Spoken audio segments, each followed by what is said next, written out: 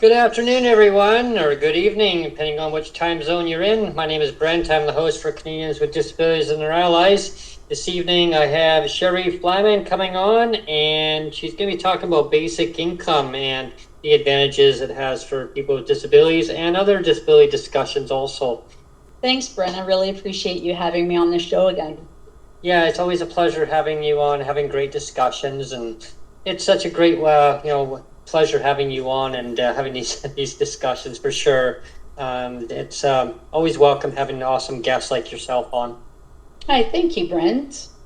It's awesome that you do this so that we can reach out to other people and, help them see what we're trying to do and, just to get their feedback as well and how we can help them. Oh, exactly. And that's we create a very positive environment here of welcoming people to come in and being educated of listening to like lived experience and as as allies of people with disabilities or family members who have disabilities. Like it's endless, and solutions are the number one key, and those solutions are made at ground level. And they are then passed on to the ones who are policymakers who implement them in.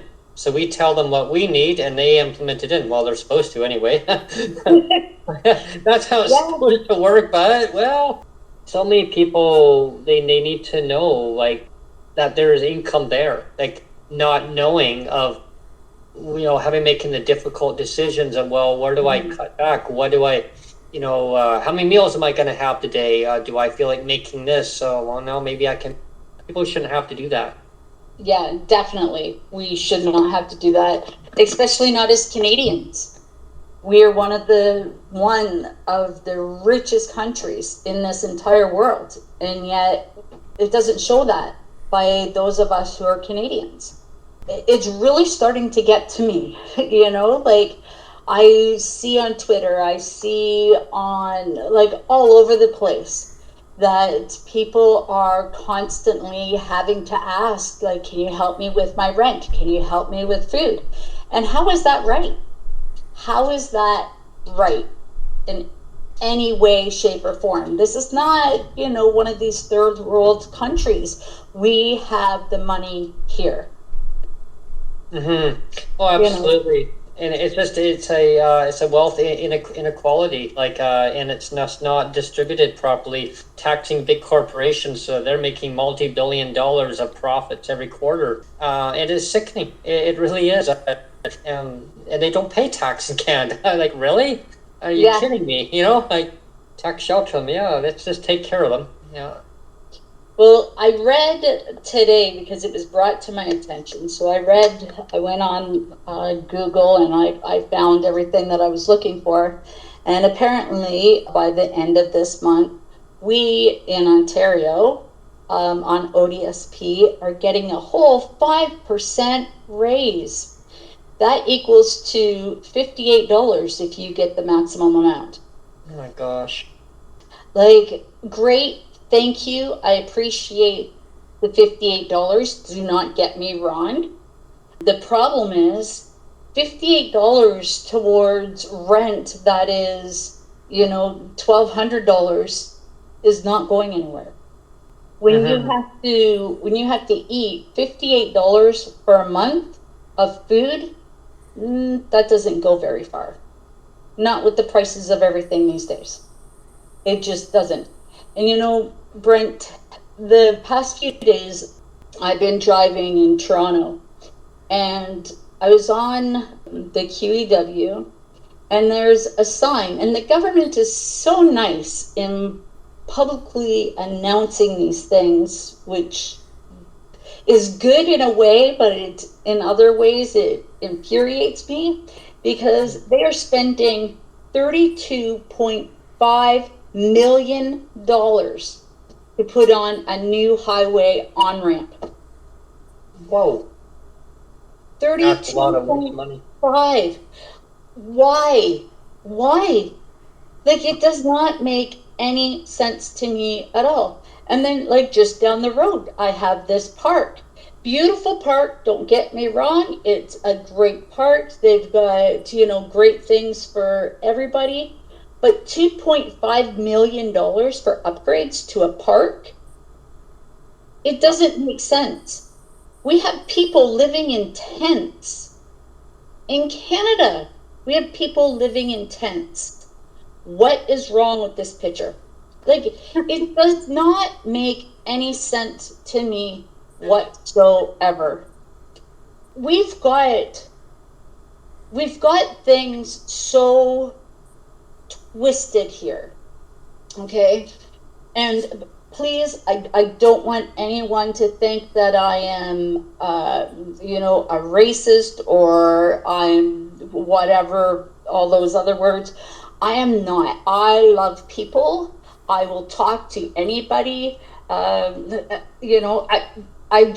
a people person, okay? Here's what bothers me. We have immigrants that come in, which is important. I understand that. And we have these people coming in, but the government sets them up with housing and this, that, and the other thing. And yet us Canadians are going to food bank and shelters. That does not make sense to me. That does not make any sense to me. Why are we not getting the immigrants to live in the shelters until they can find a place, and using the food banks until they can find a job and whatever else needs to be done?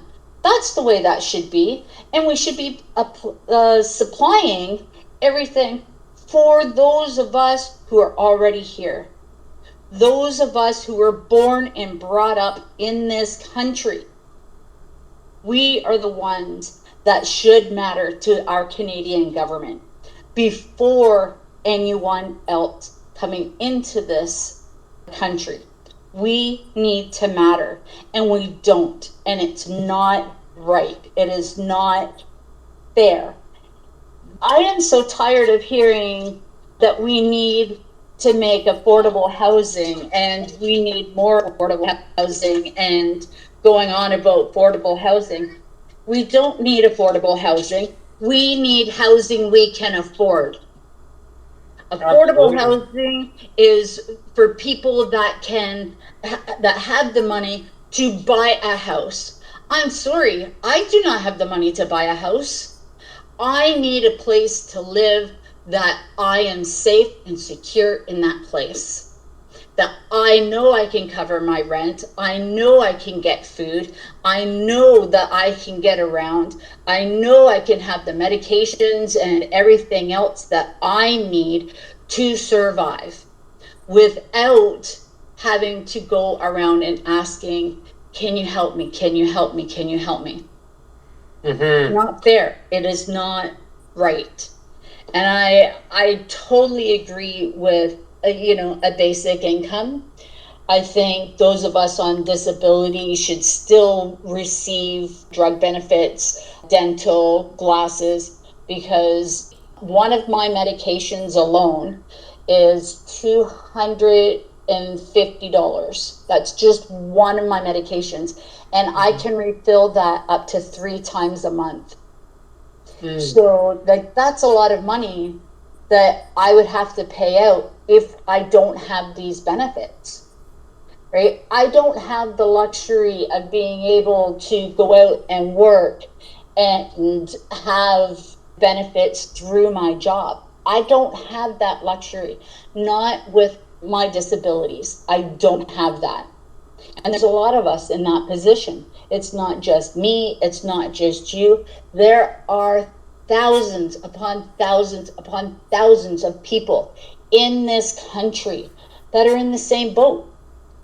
But let me tell you this, Brent. I don't know why it surprises me that our government treats us like this. Because I'll tell you, our Canadian government doesn't even take care of our military properly. I know a young family, okay, husband and wife, 2 children, 2 young children in the military. This young man was stationed out, I believe, in Alberta, and he went over to Romania for, I want to say 6 months. I could be wrong on that. He comes back and they decide to relocate him to Ontario. When they got to Ontario, which they drove from all the way out west to all the way out here, and the sign on the front of that house said, and this is on base, it said that this place has been cleaned.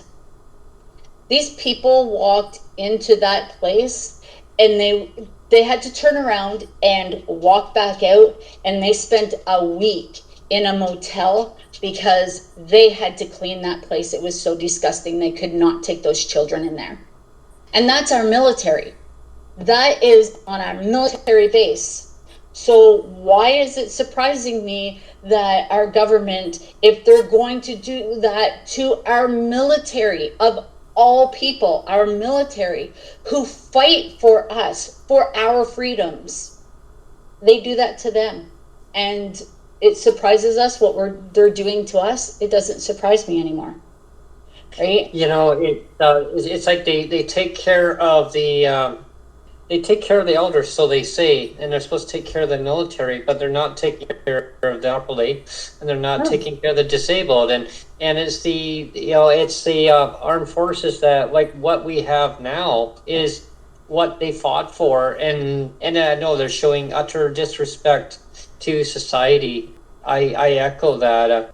It's amazing. Like, there's such thing as talking too much.